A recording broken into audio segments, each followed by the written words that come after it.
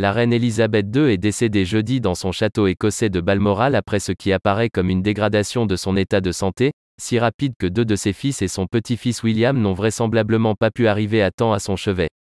Il est 12h32 à Londres lorsque le premier communiqué de Buckingham Palace, bref, mais alarmant, fait part au monde de l'inquiétude des médecins de la reine, préoccupés par son état de santé.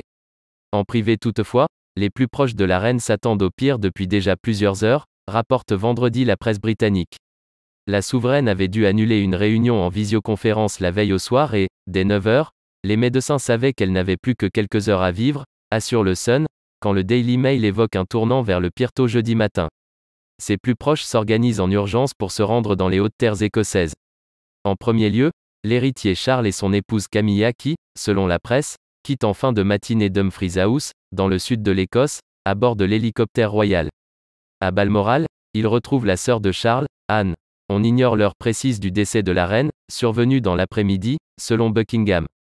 La première ministre Liz Truss, officiellement nommée par la souveraine à Balmoral mardi, est informée aux environs de 16h30 locales, selon ses services, 2 heures avant l'annonce officielle.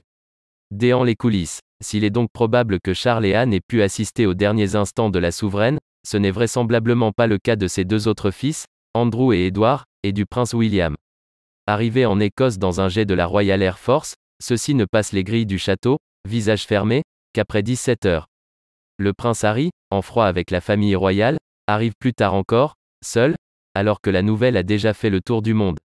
Il repart également séparément vendredi matin, dans un vol régulier de British Airways. 6 heures à peine ont séparé le premier communiqué du palais de l'annonce officielle du décès d'Elisabeth II, dont les causes n'ont pas été révélées.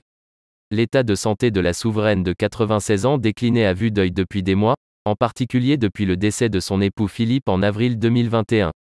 Elle avait passé une nuit à l'hôpital en octobre dernier pour des examens dont la nature n'a jamais été communiquée. Le palais, depuis, évoquait des problèmes de mobilité. Sur les dernières photos d'Elisabeth II à Balmoral, prises mardi, l'apparence de sa main droite, bleutée, avait suscité des interrogations. Elle y apparaissait souriante, debout, mais plus frêle que jamais.